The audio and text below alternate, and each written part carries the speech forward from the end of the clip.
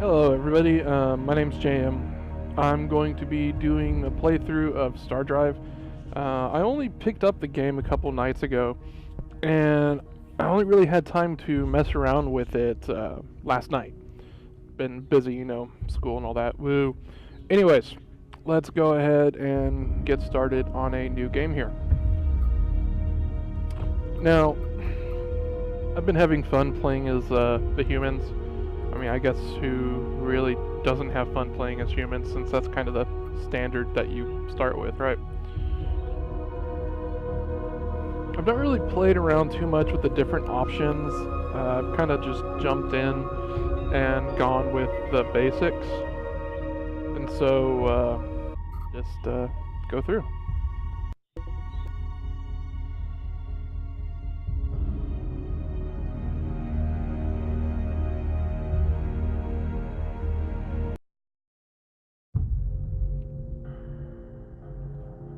So one neat thing about starting out as the humans is you start out with this flagship here that it's pretty fun.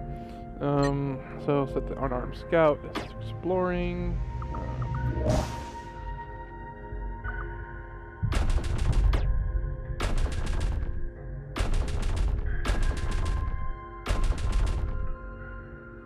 Alright, well apparently those aren't wanting to work. So starting zooming out here, you can see this is what the map looks like. It's a neat map. Those of you who have played Sins of a Solar Empire will be kind of familiar with how things work. Now, these spiral symbols here are artifacts. Artifacts are nice in that they let us get stuff. That's probably the best way to put it.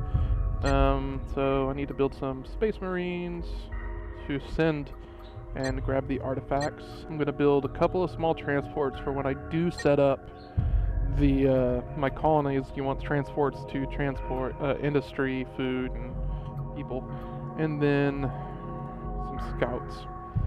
Now, one thing I can do, I'm going to go ahead and pause it here to go over the various different things a little bit more in depth, and because I'm losing towards my research. So here is your industry. So we have 14 people on Earth, billions of people regardless, but 14 population units, and you can see kind of how our labor is assigned right here. So fertility 2, richness 2. I was doing some reading. What the fertility basically means is you get double. Here you can see the Earth has a population of 14 out of 14. Terran worlds are going to give you your good population, good bang for your buck kind of deal if you land on them. Fertility and richness is important. Richness is how fast can you basically build things when you put people into industry. The higher the richness, the better. So you can actually create mining colonies. Fertility is an idea of how much food per colonist that works on it. So if you have a fertility 1 planet, it basically means you're going to want to have a lot towards food to be able to make it a self-sufficient colony. A fertility 2, you don't need as many people to make it self-sufficient, and so on and so forth. One thing that is kind of neat is the fact that down here you can see storage, food, industry. We can import, export, or just store them. When you're importing, any freighters that you have running around will bring it from export colonies and send it to your import colony. So you can have a colony that can run at a deficit for food as long as he's getting food shipments to keep the population happy. Now, of course, you have to set it up to where that is the case, but the fact that you can do it is freaking awesome. Anyways, we need to get some starting research here.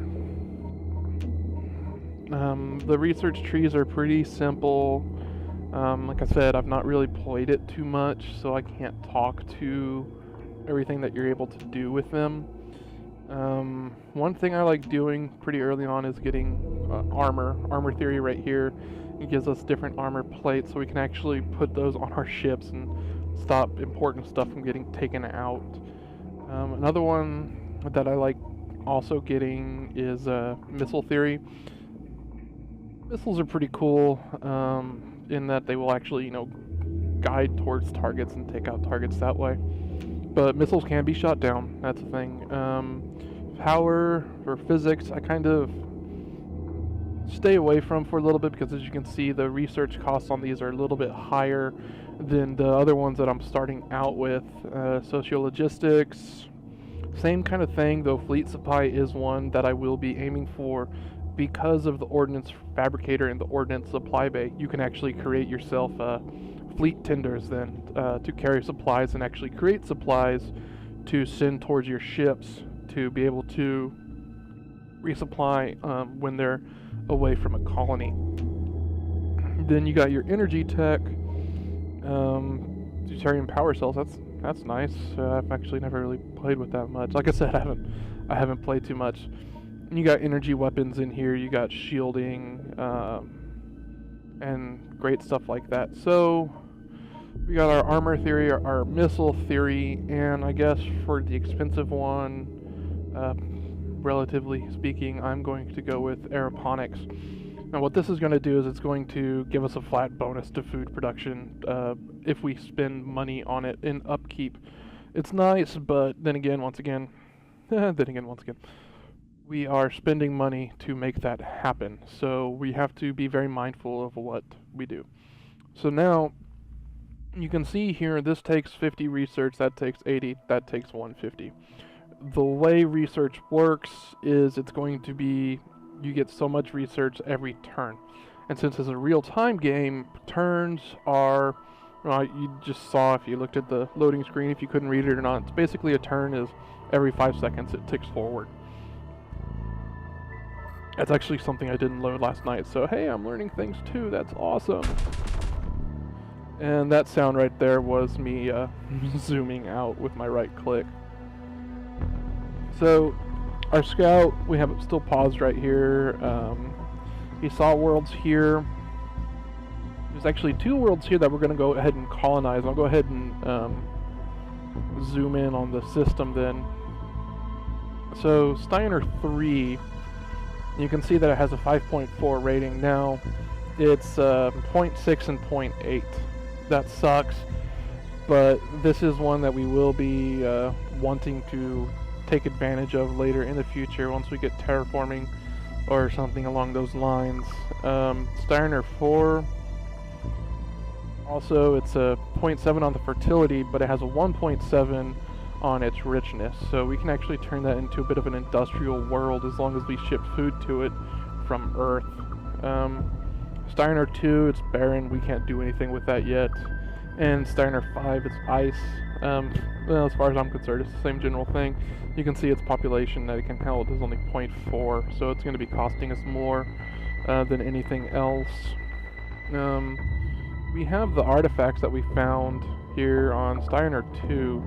We can zoom in on the ground assault view and actually see what it found. So here's a mysterious tomb.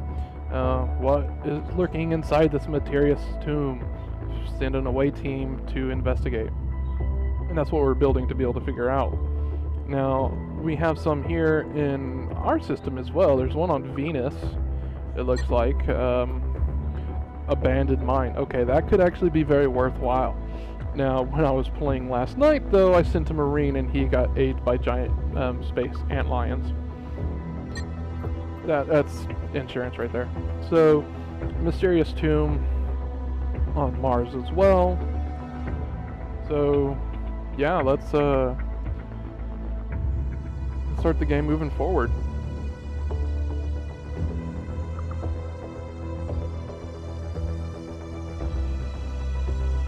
So one thing I typed 1 in.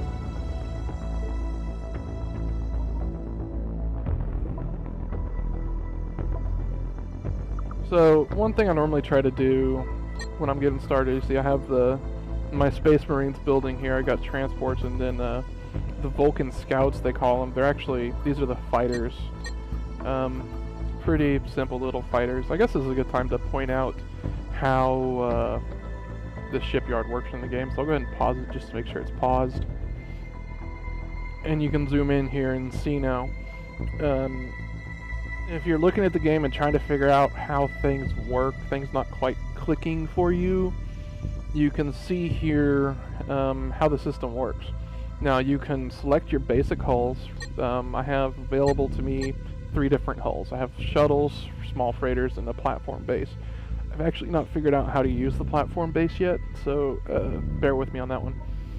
And then you have your modules. You have a bomb module, which lets you drop low-yield nukes on a planet. You got ballistic cannons that you start with, unless you have one of the traits that gives you technology to start with other stuff. Power, you got fuel cells, which are just batteries. Best way to describe it. You got your engines. A small engine will give you kind of a little bit of everything, whereas a warp engine it's geared towards warp. So that's pretty nice. If you want to make something that goes between systems fast, you'd probably put a bunch of warp engines on it and then have some normal engines for maneuvering in system. But their idea is they want to warp somewhere fast. Then you have your power plants. The only difference here is this one is 4 times as large as the nuclear reactor, and it's going to give you a better power return as well for what you have to spend on it. Then the power conduit, I can show you with a small freighter, is basically you have to get power to every part of your ship if you're going to have stuff there that actually runs on power.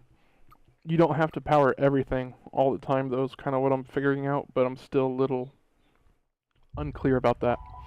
Then we have defenses. You saw we were going to get armor theory to give us armor plating. We actually start out with bulkheads. So these are internal bulkheads kind of deals that you can use to armor around things inside the ship itself. And then you have specializations. You have cargo holds, ordnance storage. Ordnance storage is very important. When you actually want to shoot stuff, you kind of have to have stuff to shoot.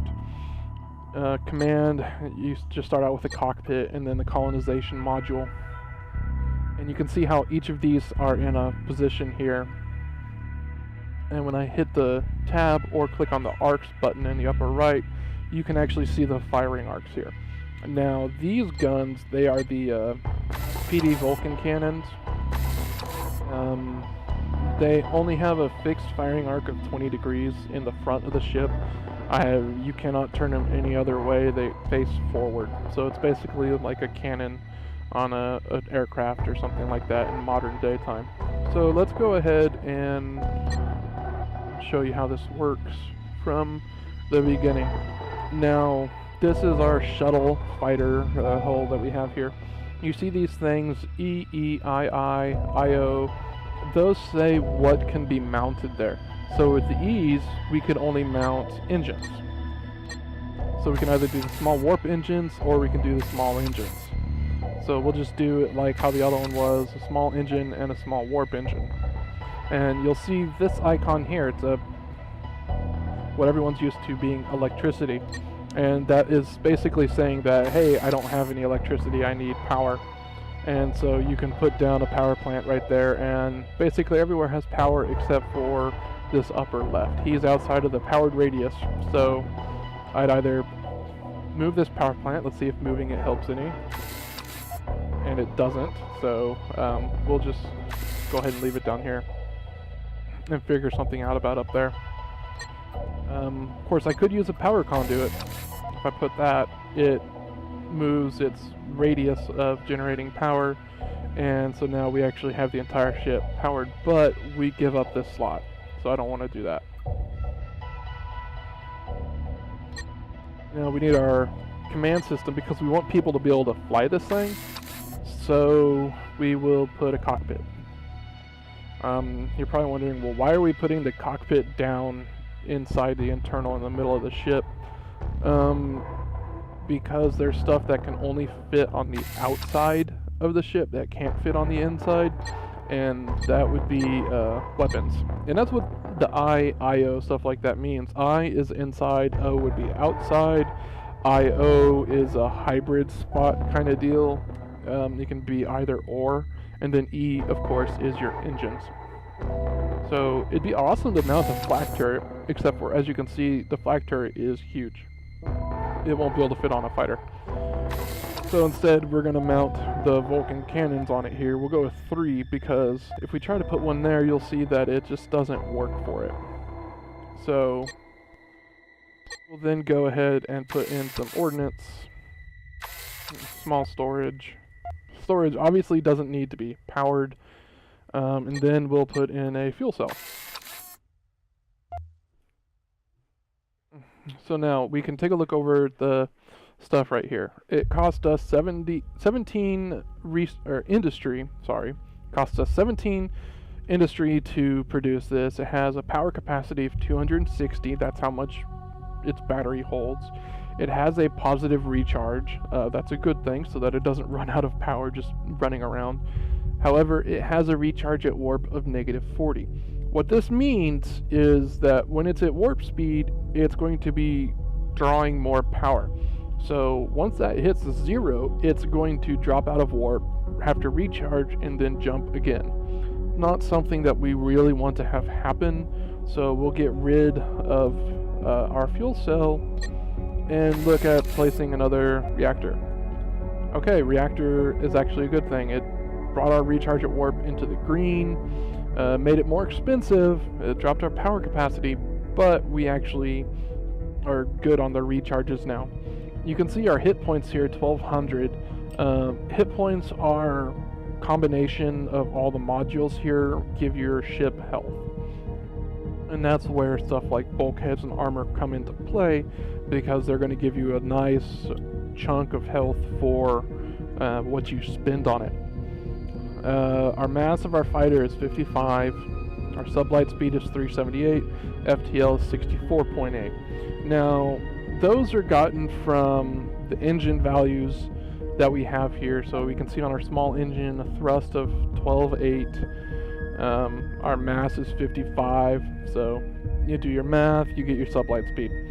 With warp, it's the same kind of thing. So you just do it with the warp value, and since these have all the same, you would just add these all together and do your math from there, and there's your answer.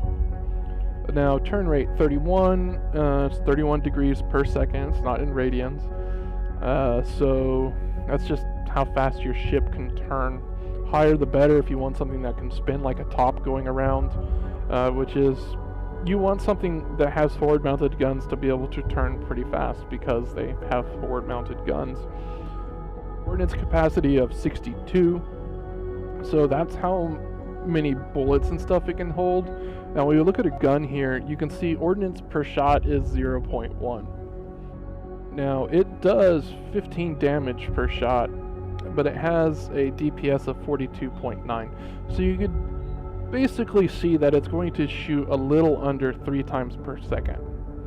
So that means you're going to be using about 0.3 per second. We'll just rough estimate it there. And we have 3 of these, so we're looking at about 1 ordnance a second. Since we have 62 ordnance capacity, that's 62 seconds of holding down the trigger.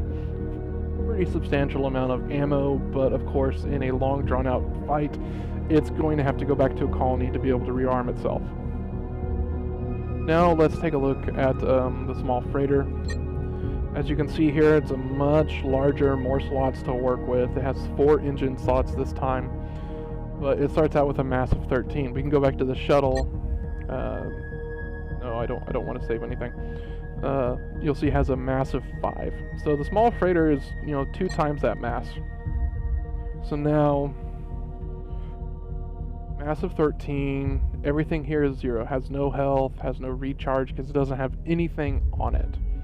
So let's say we want to make our cargo vessel, but we don't necessarily want to use their cargo vessel. So the one thing that I want to do is I'm going to put warp engines on it, all warp engines. I don't care how slow it is in system. I want to be able to travel the vast distances between systems much faster. So we have our warp engines. Now we need a power plant. We'll put a regular old nuclear reactor down. We'll see that our recharge and recharge at warp are in the red, so we'll put down a second one. Recharge at warp is still in the red. Okay, so it's taken me 3 reactors to get to just -10 here. So what you do, if that's the case and you have the slots like I do, I'm going to switch over to just a medium reactor, and that gives us plenty of recharge. Now what I also want to do is give it a cockpit, because I need somebody to actually fly this thing. So I'll put that here, and their cockpit's next to the reactor, so they'll die quickly when they explode. It's oh so nice when you look at it that way. And now basically everything else that we're going to put on here is going to be cargo holds, because we want it to be able to hold a lot of stuff. So before we start doing this, take a look. Our FTL speed is 153.8. So you can click and drag. It's just like using a paint program basically. And there, we're done. Now you can see our FTL speed has dropped down to 49.3. Cargo holds are not light, but 49.3 thousand, that's still pretty good in my opinion. I'd like it to be faster, but we have cargo holds on here. What can you expect? Now we can try and tweak it some more, looking at the mass difference. 4 nuclear reactors would be 28, but a medium nuclear reactor is 25. There's nothing we can really cut there. The engine differences, we can go with small engines. They are less than warp engines, but they have much less thrust than warp engines as far as warp thrust is concerned. So we'll just leave it like this. Now, when you're done, you're going to click on Save As, erase the name it gives you, and you type in a new name. So we will call this Warp Freighter Small, because it's a small freighter. And there, it's done. So then you'd exit out of your shipyard, just to click on the X in the upper right, and then we can open the freighters here, and there it is, Warp Freighter Small, ready to be built. Now, how does this match up against a small transport, which is what the computer gives us? You can see that it's 28, it's 2 less than the small transport. So let's take a look and see what the small transport has going for it. Now remember, ours went 49.3, okay? Theirs only goes 9.2. Why does it go 9.2? Well, it's because it has small engines. So it doesn't have the warp engines like ours has, but it has small engines. It's also got the fuel cells here, which I don't really see a point for fuel cells unless you have a ship that's actually going to be needing a good power draw. But since our ship is able to keep up with its recharge, it should be fine. I'll watch it die horribly. So I'm actually going to go ahead and cancel these small transports that I had queued up and queue up 3 of our new ones there. So that's done. We got our research ticking, and okay, well, let's see what happens when we start playing.